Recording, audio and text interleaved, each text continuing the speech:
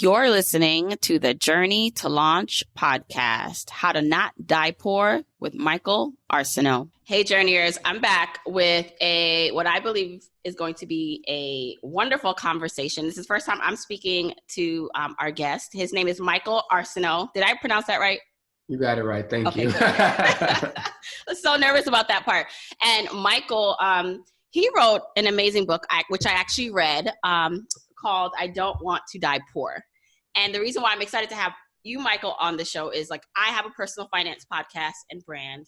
And so oftentimes I end up talking to people who are within the space already, like, which is fine. And, experts in certain fields. But I always like talking to people who are not in the space.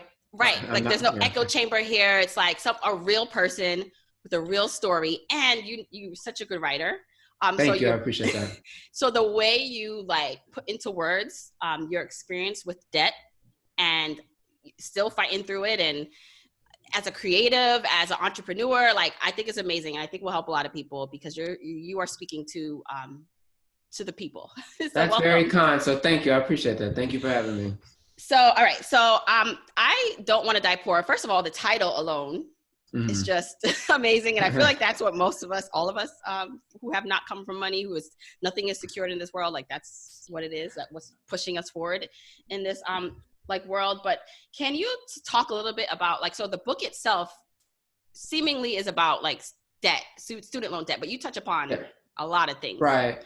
Well, thank you for the title. I just tend to get to the point. This is my second book. My first book is called I Can't Date Jesus. So I Don't Want to Die Poor is very much just a direct, succinct, simplistic way of saying, I don't want to die poor for obvious reasons, but in particular, as you read through the first chapter, which is kind of an extension of what started as an essay in the New York Times Sunday Review about my personal private debt, is that I realize if you have private student loan debt, which actually disproportionately impacts Black people, of the over $1 trillion in student loan debt, 100 billion of that is private loan debt. 100 billion is still a lot of money. If I died right now, God forbid, Beyonce forgive, everybody forbid, my mom would still be on the hook for the loans based on the way that type of debt is set up in the country. So we are disproportionately dying, but this is even before that. We're still disproportionately dying from a lot of different things. So I Don't Want to Die Poor speaks to that kind of reality that a lot of people are probably grappling with it right now. They were already, but even more now. Yeah, and I think the timing of when did this book get released? It was released April 7th, which at the time was the deadliest week for the coronavirus ongoing pandemic. I don't recommend releasing a book during a pandemic, but yes, I felt the book was really timely already, but it's definitely more timely because many of the factors that I write about are unfortunately wreaking havoc on everyone right now. Right. It's just even more pronounced and real for people. So you have a lot of amazing you chapter titles. I love all of them in your book. I'm just gonna read a couple of them because I want to focus on a couple points. So one is you have to you self-centered bastard. That's one of your your chapters. I love Instagram. It sometimes makes you want to die. Mm-hmm. And it's cheaper to die. And so there's a bunch of amazing titles, but the one about you self-centered bastard, the whole point of that from what I got as a lesson is that sometimes you have to be a self-centered person. Is that correct? When it comes to money. That would not be my interpretation, respectfully, but it's not a swat away though, because in this instance, just for those who haven't read it yet, I highly recommend this trade paperback. Paperback is very affordable if you got it. But no, I think when you self-centered bastard, it's basically an insult that my mom regretted that she hurled at me, honestly, understandably, because, I just come from, working poor, working class people, and we don't have the means like that to kind of take on that type of debt. So, she does regret what she said, and she did really soon after. So this is me very much later talk about it. But what I talk about is just kind of grappling with the debt. So to your point, to be true, the thing is, I don't consider it to be selfishness or self-centeredness.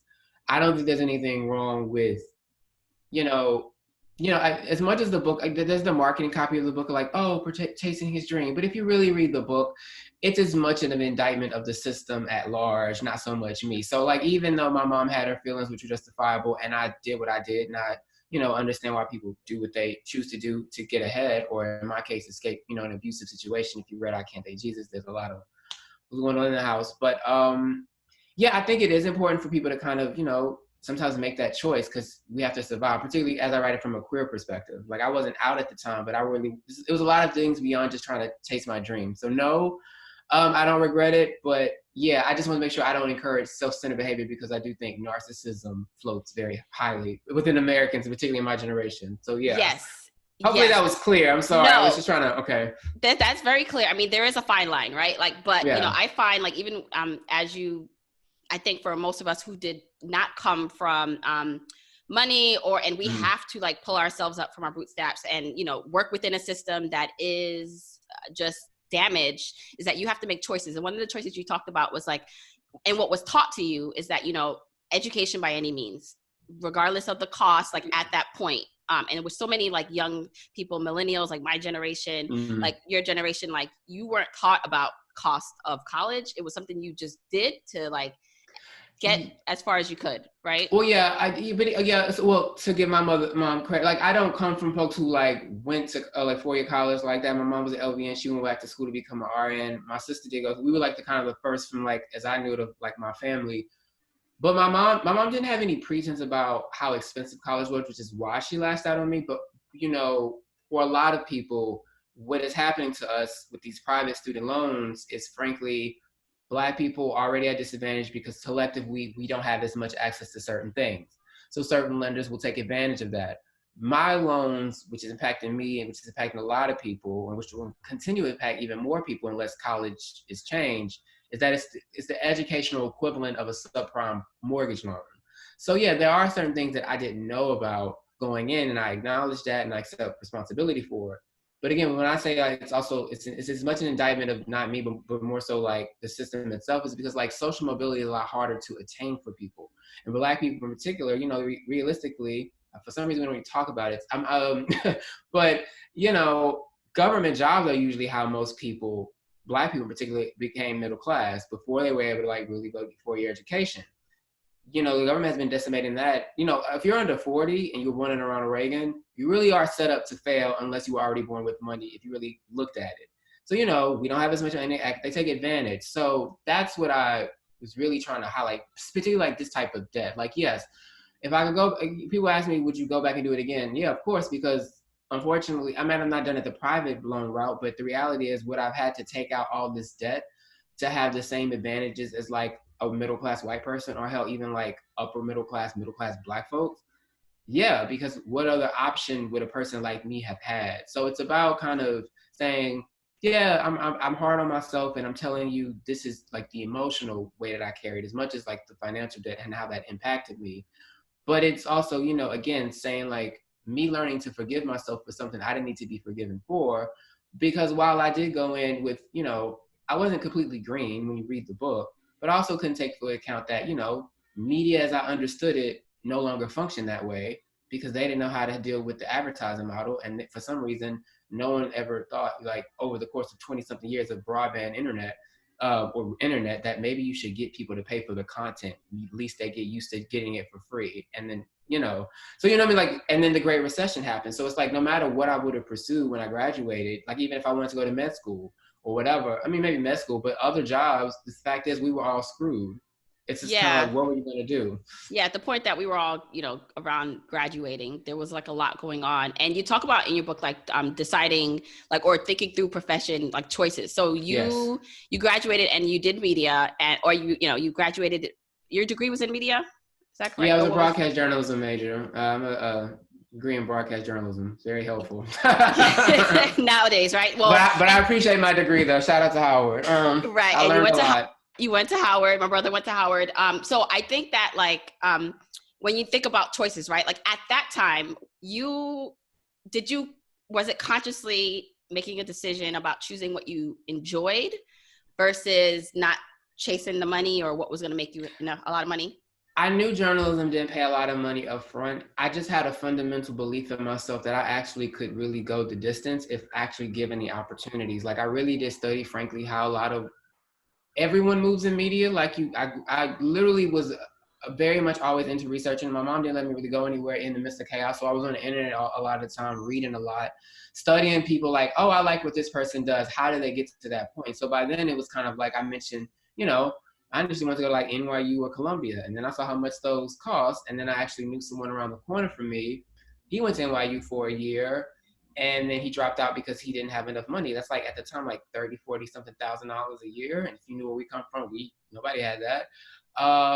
And then he dropped out. I mean, he's fine now because he married rich, but he married a rich white man. I don't know if I ever will become, but I definitely needed to. I could have stayed in Texas, and don't get me wrong. This is for everybody listening. You know, particularly at a time like this when it's, you know, the situations I graduated in are even worse now and even more unstable because a racist game show host is president, not just like a funny drunk uncle of a president or whatever that man Bush was. But, you know, if I wanted to go to UT Austin, maybe I would have got some money. I probably still created a nice life. But, you know, when I looked up Howard, I'm like, at first I thought it was a compromise. I'm like, this is actually not a compromise. This is actually the best place I should be, because for me, what I wanted to do, the School of Communications was renowned. They were known for even recently placing people in markets where they actually worked their way up. And yeah, it was a lot of debt, but it wasn't gonna be as much debt as like some of the other schools that I had been applying to and talking to. So it was still like a calculated risk. It was just certain variables that I couldn't have anticipated, or just maybe I could have anticipated in some cases I should have known. Like I didn't know how merciless a corporation would be about a private loan. I've essentially will have paid by the end of next year $100,000 on a $60,000 loan over like a 12-year plan, which was extended to 13 only by the grace of by grace, that's ironic, of Hurricane Harvey relief that they gave to people who were within, like, it's just kind of all of these different things, because, you know, people were having to help folk with it, you know, like hurricane hurt people, you know, it was hurting us all, because I still contribute to places, you know, in Texas and all that. So it was just a lot of different things. You can't prepare for any of that.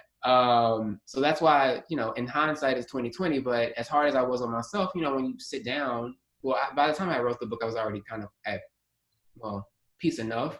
But I thought it was like, I wanted to flip the narrative on its head, because it's so often like, it's our fault or like, oh, it sucks, but not to the extent to which, no, we were set up. Yeah. And that's why I think a lot of people, if they pick up your book and read it, like they'll get it. Cause what you talked about, like realizing, almost like, you know, looking back and realizing like, wait a second, this is not all on me. Like obviously there's some self-responsibility there, but it's not all, like the system itself. Even when it comes to like the protections or the pause of student loan payments that was enacted until September, like those are for federal loans, you know, only for federal loans. But there's so, like, I don't know the exact numbers, but there are so many people with the private loans that are still struggling.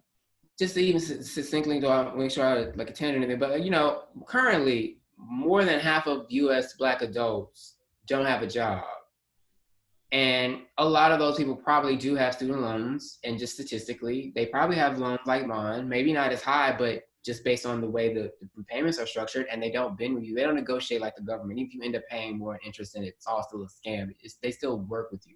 These don't. Imagine how many people are hurting right now, how many people are having a credit damage, all these different things through no fault of their own. By the fact that even this government doesn't want to do what like Germany and Canada does, is essentially pay people to stay at home, make them wash their hands and use a mask until we get over this. But we're all gonna hurt the most. We're hurting from all sides, but particularly if you're having this type of struggle, you're gonna be looked at, especially if you're getting those calls that I write about. They're gonna talk to you like you've done something wrong, when it literally is not your fault. Yeah. So as, you know, so you talked about, and you even just said, like for you pursued media and you felt like you could go the distance in it. I do have like a lot of people who are within the creative space that listen or want to dabble in that, or writers, you know, myself, like becoming an entrepreneur recently full-time, like, and really it's based on my efforts and like my creativity that this works. But then it's like, I still need to get paid, like to support my lifestyle. What is that experience like for you? How have you grown since you first entered into this field to now where you are now? Well, I've never ever glamorized the situation I have been in. I think, again, literally, if you were born in around Reagan for 40 years, there's been gross wage stagnation and gross inequality. if you're not the person benefiting from it, more than likely you're underpaid. Most Americans in this country are underpaid no matter how big the checks are, which is why when they say Americans are two checks away from like complete ruin, sadly and unfortunately, as we saw in recent months, but not enough now, there are a lot of people in bread loans, and a lot of those people probably making over 6 figures. You can make over 6 figures and be broke. Most people don't make 6 figures in this country. They make about like 40 or 50 or 50 something now, and that's still not enough to, all these different things. But in terms of me writing, I have always told people, and I've mentioned this throughout both of my books, I've struggled, but on paper, I still make a pretty decent living. In fact, me having to work so hard means I make more money because I have so much debt to pay off that I don't want to be swallowed whole by. I say that all to say, if I weren't making enough money to even just barely survive, then I would have dropped this a long time ago. I would have found something else to like sustain me. I'm always reevaluating my strategy in terms of my greater goals. A lot of things that I wanted to do took longer than I wanted, but also sometimes being able to sacrifice again is a privilege. Like most people don't get to be in media and entertainment because they can't afford the privileges. And even if you are broke in media and entertainment trying to get there, that's still a privilege because you're doing just a wee bit better than someone else who literally can't even stay in there for long. My advice to people who, particularly want to be writers or creatives is that, really go with it with humility. Be kind to yourself, which is something I remind myself to do, but realistically, like, you need to be able to make money. Like I used to use this one example, like on Girls on HBO, which I like. I know it's controversial, even though I get like the characters can be annoying, trust me. But there was an episode like with Hannah, because it was Mighty White, but I know some Black people had this attitude, but that's, again, certain class, that, they want to do advertorial writing, which is basically writing ad copy. Yeah, it's not glamorous. Yeah, it's not your passion. No, it's not your voice. But you know what? Before this stuff happened, advertorial copy paid really well. In fact, it paid you so well, usually, the money you get quicker because it's coming from whatever. They allow you to basically write it in your voice now more than ever. You're supposed to get paid to do marketing copy. It's not for everybody's thing. You don't necessarily have to have your name. You can write something under it. Like for some people, like that might be, they're above that. Me, I made sure I did it with, with approach. I was like, oh, I don't want to do that brand, but I'll do this. Okay, I'll make this work. Oh, this is just basically sponsored content. Like that's a way to actually make money. There's also other things to do that are non-writing related that I've done to make money. It's just like, realistically, until you can line up as a freelancer, particularly enough contracted work where you at least have a base pay that you're making each month, and then you have to learn about taxes and insurance. And I know that's a step-by-step thing, but yeah, you have to humble yourself and be willing to do a lot of things to get to what you think is your purpose. And I've never been one to say, I'm not a purist, I don't believe in that. I don't glamorize it. So it just kind of is what it is. Yeah, no, I love that too. And that's solid advice. It's realistic. It's just like and because we're at the age where now these more quote unquote stable companies, these bigger companies are trying to be more down, trying to like get more into the culture. Like I think that there are more opportunities. They're trying to think smaller because that's how you connect with your audience versus like this big top down, like not going into the weeds. So like, I think there's a lot of opportunities, especially now for people, but you have to be creative and think outside the box. This is just an aside. I know a lot of people want to be brands, which I don't want to go into tangent that usually alarms me, but I think, if you want to be known for something, particularly if you are creative, particularly something like voice driven, please actually have some semblance of like an ideology or a point of view that actually speaks to whatever you want to represent, and try not to force it, because I think if you actually just are who you are and speak to that consistently, yeah, people will get it. You don't have to tell them. I can see that a lot, and I don't necessarily think that'll be really healthy. Because people are kind of chasing basically, people are going to go, like the micro-influencer thing will probably be how people go about it, but like also kind of recognize that you're trying to be quote unquote influencer money, but like most of these corporations that you're trying to ideally get a few dollars from, if that, don't have many dollars to give right now because this economy is a lot worse than advertised. I don't have to be an economist, but you know. Right. Well, and I think, that speaks to a testament of who you are and the books you've written. Like, it's like legitimately like your voice, you like real, and you're not changing for anyone or anything. And that has what sets you apart, in my opinion, from anyone else that has done this. I appreciate it. And you know what? I've mentioned before, because it's true. If I had wanted to write a book a different way, particularly how the way that I like to consume otherness in ways that I would never want to present myself, that probably would have yielded me short-term greater financial benefit, but it wouldn't be creatively what I would want to do or say. It kind of defeats the purpose of what I was trying to do. But again, why I mentioned how I took a smaller book advance for the first book, because I wanted to write the book that I wanted to write.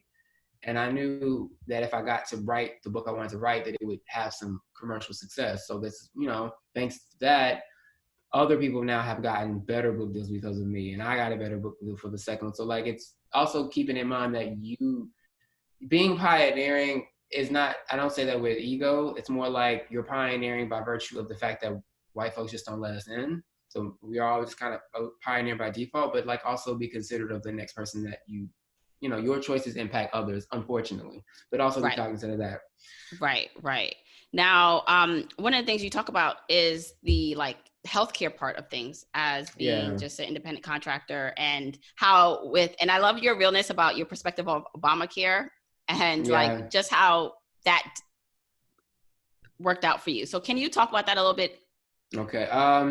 It is my opinion, which not really opinion, it's Obamacare was one of the things, again, thinking of the collective, it's a greater good for the collective in terms of the American public, because much of what the legislation did was for the greater good. However, when people talk about how the legislation wasn't perfect, if you have to actually live through its imperfections, you know exactly what it is. I'm one of the few people who, because I'm a child of a nurse, and I just know how Black men die easily and faster, made sure I always had health insurance, even when I was like one of the young people that didn't go.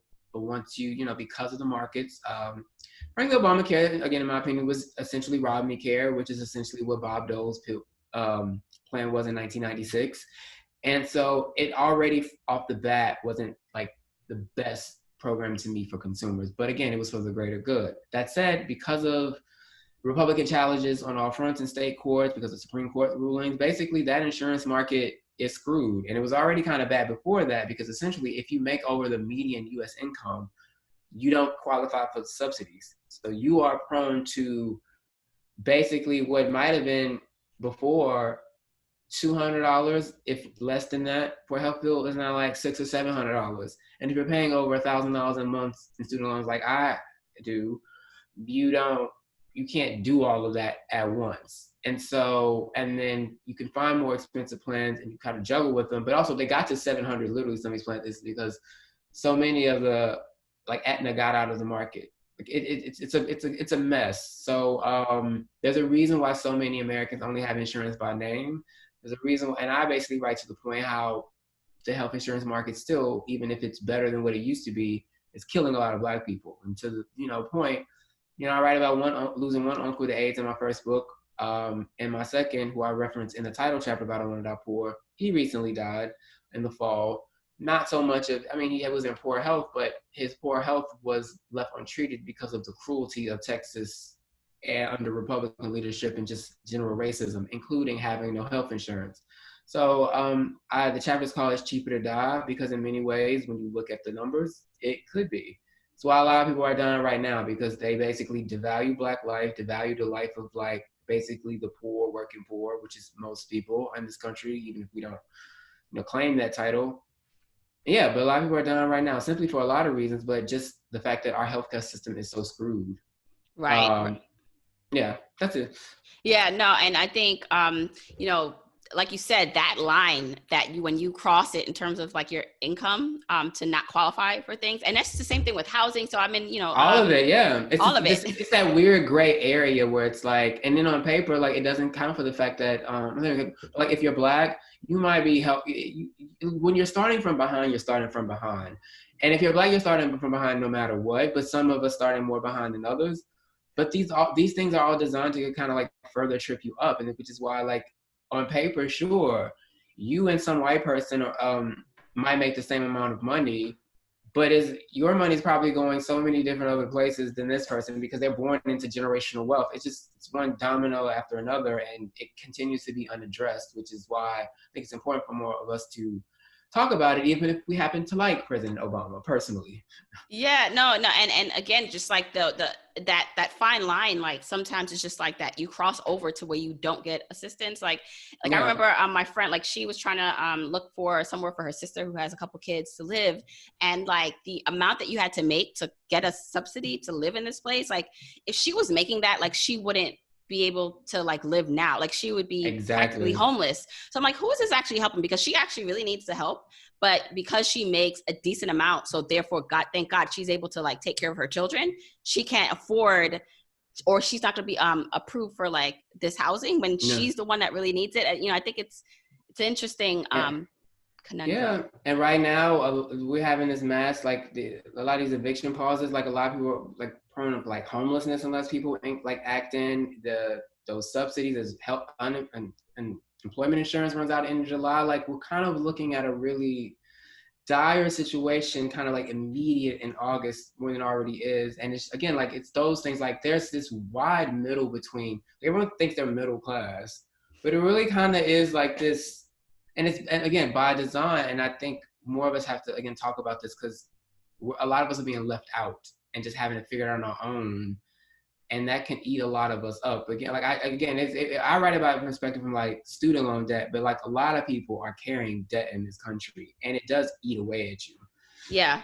And what I find is like, you know, at the different levels, especially like for Black people, like that you're earning income. So, you know, if you are low earner or even mid, right, it's still hard to kind of get ahead. But even as a high income earner, right, sometimes maybe you're the first one in your family to do that. Like that doesn't equate to wealth. Like that's income. But not wealth, not net worth. What I mean, when you put them on the same paper, like this white person, probably her money is just keeps keeping more of it because she's born more likely than to generational wealth than you are. And even if she isn't, like she still just has so many more advantages in terms of like even where she gets to live and where you do and how you're, So it's hard. It is hard, but you know, I also come like many, right, come from the perspective what's to do about it, right? I think you writing from your perspective and your experience and is great, right? Like it helps bring out people from the shadows who are feeling this way to feel like this is normal. I'm not alone. You know, the anxiety, all the things that come up with dealing with money. And then like I know my platform is helping like with the education of finances and bringing more people into the fold, making it accessible. But for you, like, what do you think are the things that we can do personally, right, to help this, but then also knowing that it's a systemic thing too? What needs to be done like from the outside, like from the top down? Honestly, right now, I'm being thrown for a loop because white people suddenly acknowledge racism, that, you know, the police kill us and, you know, they don't let us vote all the time. So, you know, I might have been a little bit more cynical a few months ago. Actually, no. I write about student loan debt cancellation in I Don't Want to Die Poor because number of Congress people brought it up, but, you know, it really got into the national conversation because of Bernie Sanders and Elizabeth Warren. And actually, since the time of publication before the pandemic, I will say Joe Biden, not my favorite person. However, definitely voting for him because that's who the aunties picked. And I'm not done with that man no more. Sweet potato Saddam gotta go. Please vote. But no, he was a staunch anti-debt cancellation person. He's actually included it now. It's only to 10,000, which is not a lot, particularly for like just the average American. However, there is a stipulation. I'm poorly paraphrasing right now, but there is more money allotted to forgiveness. That was that country thing where I couldn't get the word out. Specifically for Black college graduates, who again are disproportionately impacted by the type of debt that I'm talking about. So that legislation proposal,